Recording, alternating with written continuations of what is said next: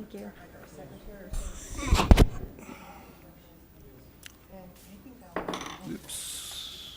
Oops. No, I'm on everything, and Oh, okay. Dennis Van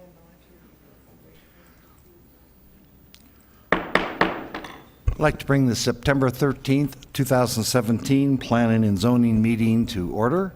Would everybody please join me in the Pledge of Allegiance?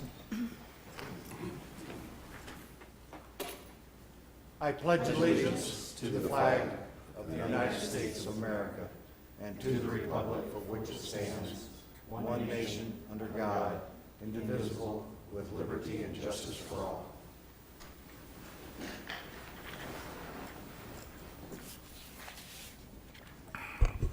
Roll call, please. Commissioner Abbott? Commissioner Selberg? Here. Commissioner Brule? Here. Commissioner Azarmi? Commissioner Walker? Here. Commissioner Beller? Here. Commissioner Kelly? Here. Commissioner Gordon?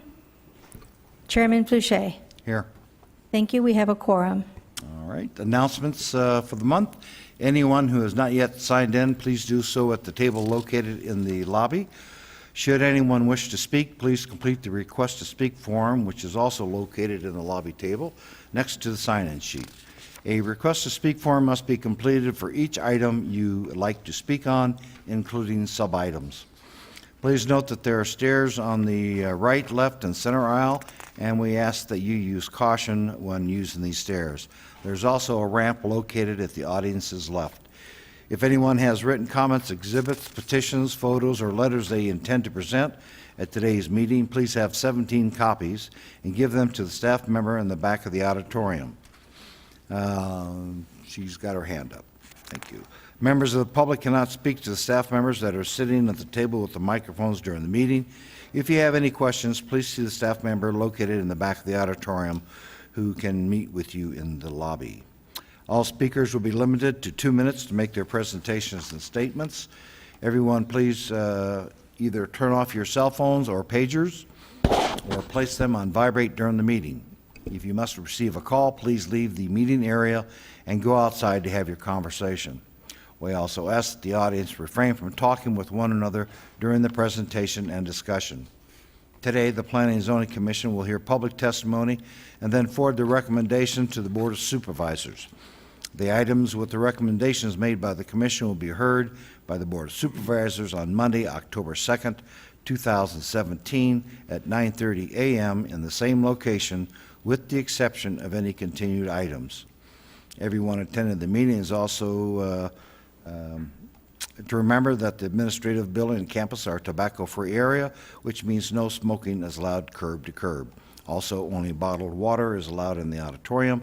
No food, soda, coffee, etc. is allowed in the auditorium. If there are any items remaining on the agenda, the commission will break for lunch at 1 o'clock.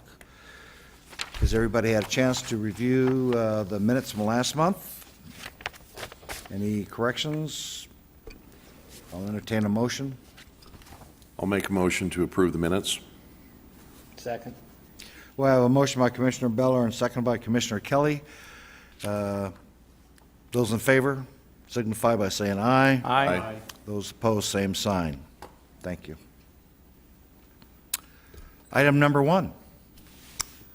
Item number 1 is an evaluation of a request for a rezone of assessor parcel numbers 404-50201 and a portion of 404-50015 from C1 Neighborhood Commercial and SDR Special Development Residential Zones to a C2 General Commercial Zone to allow for professional office building in the Centennial Park vicinity, Arizona Strip area. Staff recommends approval with standard conditions. Is the applicant present? The applicant is not present. We have no speakers on the item. Any discussion with the commission? I'll entertain a motion. I'll make that motion to approve per staff recommendations. I'll second that. We have a motion by Commissioner Selberg and a second by Commissioner Beller. Any further discussion? Those in favor signify by saying aye. Aye. Those opposed, same sign. Motion carries. Item number 3. Item number 3 is an evaluation of a request for a special use permit for assessor parcel number 225320022 to allow for an accessory residence greater than 50% of the primary residence in an AR agricultural residential zone in the South Mojave Valley. Staff recommends approval with standard conditions. Is the applicant present? The applicant is not present. We have no speakers on the item. I will entertain a motion. I'll make that motion to approve with staff recommendations. Second? We have a motion by Commissioner Walker and a second by Commissioner Selberg. Any further discussion? Those in favor signify by saying aye. Aye. Those opposed, same sign. Motion carries. Item number 4.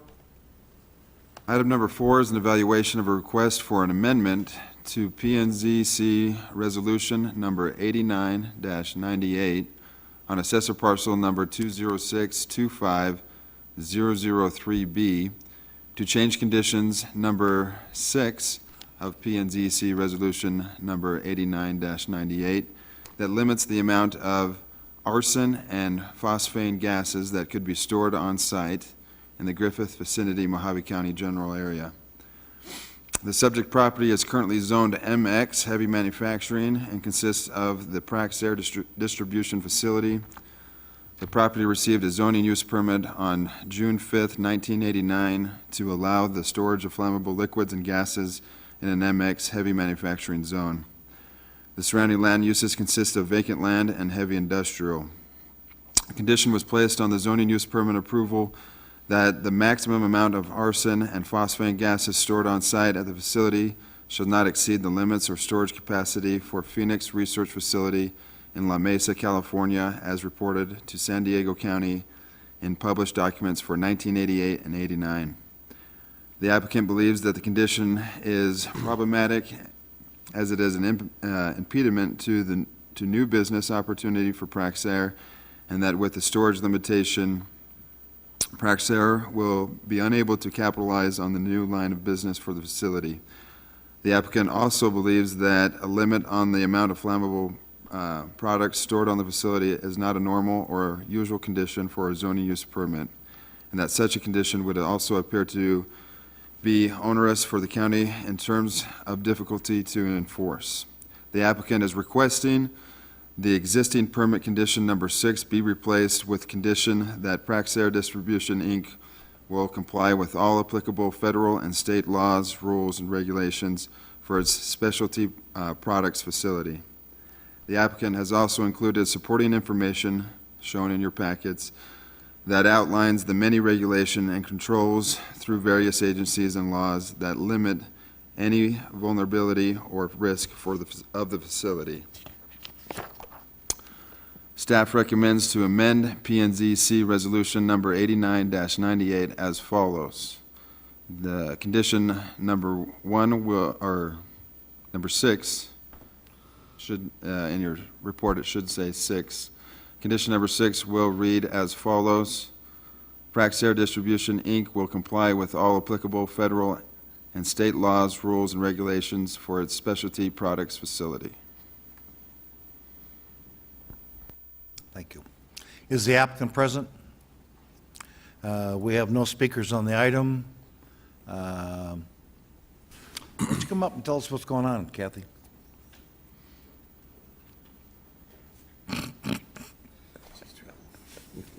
Good morning, Honorable Chairman, Commissioners.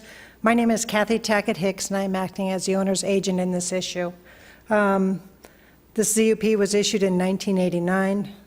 Some of the players from that initial application are in fact here, and I do have some members of Praxair with me who can answer any further questions I may not be able to answer. They are Mr. Trey Huntoon, the plant manager out there, Mr. John Burns, a general manager, and Mr. Daniel Muko, who is a consulting attorney who was working with Praxair in this original application. Scott was good and comprehensive. We do believe that this condition is inappropriate, onerous, unable to be enforced, and needs to be updated.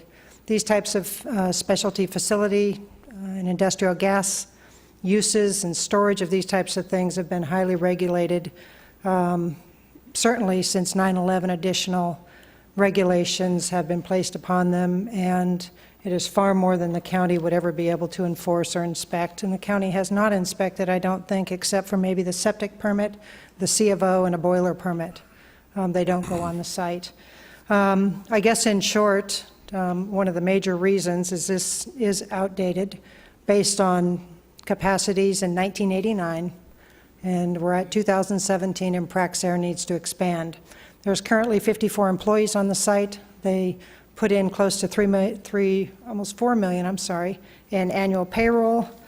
In addition to some of the information, Bennett, the county's economic development director, was able to provide me some information this morning showing the outstanding impact Praxair has. In short, and I haven't read all the documentation, the 54 jobs create a $29 million direct impact. In addition, a supplier impact of roughly $4 million a year is created, and Praxair pays its employees on an average wage of over $70,000 a year, which is well above anything else. I don't know if there's anything specific. I mean, they're regulated by ADEQ, EPA, Homeland Security just had a site visitation inspection in July, which they passed without issue. The EPA had a site inspection last week, which passed without issue. They're subject to and compliant with Department of Transportation regs, OSHA regs, risk management programs, safety protocols, highly hazardous chemicals. I have been to the site. I was extremely impressed. Maybe I'm easily impressed, but they had over 180 air sensors in and around that site for the protection of their own employees as well as the surrounding area. They are in an isolated location. They've exhibited in 28 years an outstanding safety program. They're recognized nationally and internationally for their corporate responsibility, environmental permits, and general business acumen. I'm definitely in agreement with the staff recommendation for approval, and I hope that you will agree. If you have any questions specifically, I'm happy to answer. Any questions of the speaker? I have a question. Commissioner Abbott and I met with the three gentlemen that are here today. They gave us an overview of the plant. Many of the same statistics were shared with us. One of the things that I was impressed with, that it's been in excess of 7 years since there's been any recordable injuries whatsoever out there. So, I mean, they do have a very good safety record. They have an outstanding, and I don't know if that was an injury. Was there an injury? Oh, a wrenched Yeah. shoulder. Okay. Very minimal. Well, you had me there, Tom. Right. Yeah, I also spoke, they work with the county and Byron Stewart. They do actual full-scale programs with all the first responders in the area. They have quarterly meetings. Trey shows up to every one of those or sends a representative. And I can tell you that Byron spoke very highly of Trey Huntoon, the plant manager in particular, and Praxair in general. Okay, any additional questions? Mr. Chairman, my question is, will the plant need to be changed in order to accommodate the increased capacity that we're talking about? That's a great question. There are no other changes required. Every one of the other permits, protocols, regulations, governing bodies already include, huge expansions of that, the allowable storage facilities. There are no facility changes. We don't have to add on to the building. In the heyday of Praxair out there, they did have over 100 employees, and it was in, I understand, the early 90s. This removal of this limit right now will not automatically bring back 50 more employees, but the market is very aggressive, very competitive.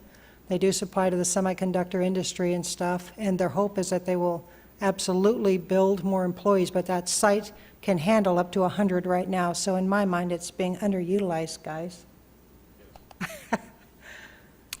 Any additional questions? Thank you, Kathy. Yes.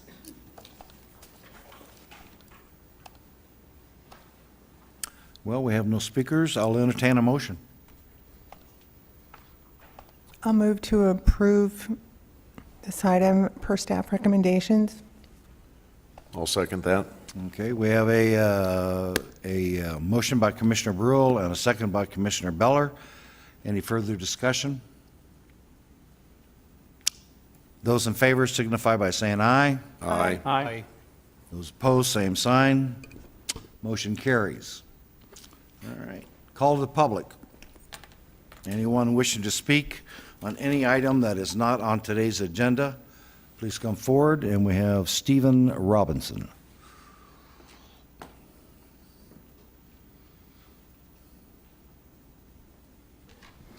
My name is Stephen Robinson, Commissioner, members of the board. Thank you. Address? Address 3439 North Bowie Road in Golden Valley. I appreciate your approval for this last change because it's an example of what I believe are some regulations and restrictions that may be hurting economic growth and development in Mojave County. And unfortunately, there was recently approval of the Planning and Zoning Commission fee increases.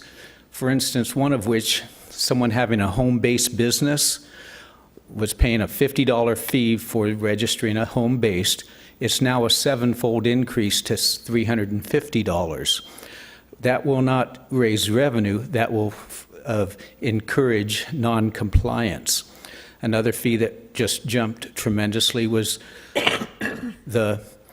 of having a temporary RV on the parcel of land, and I guess it was only a 6-month allowable stay or something like that. Now that fee's going up to $350 for a fee. I think the other thing that I think happened, unfortunately, because I went back and read the minutes from last April, was when it was presented to you in April, there was a lot of comments, both here and at the advisory board, that some of the fee increases were rather steep. For instance, the plan review fee went up from 25% of the building permit fee up to 65%. And the recommendation, at least at the Building Advisory and maybe here at the Planning and Zoning Commission, was to only go up to 35% at this time. Instead, it went up to a full 65%.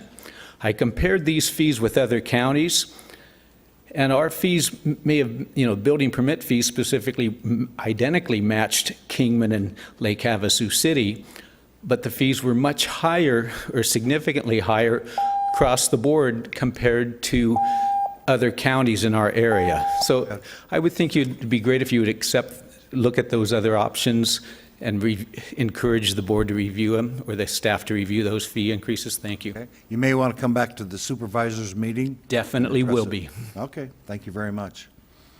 Any announcements? Well, we do have an announcement. October, let me see that for a second, thanks.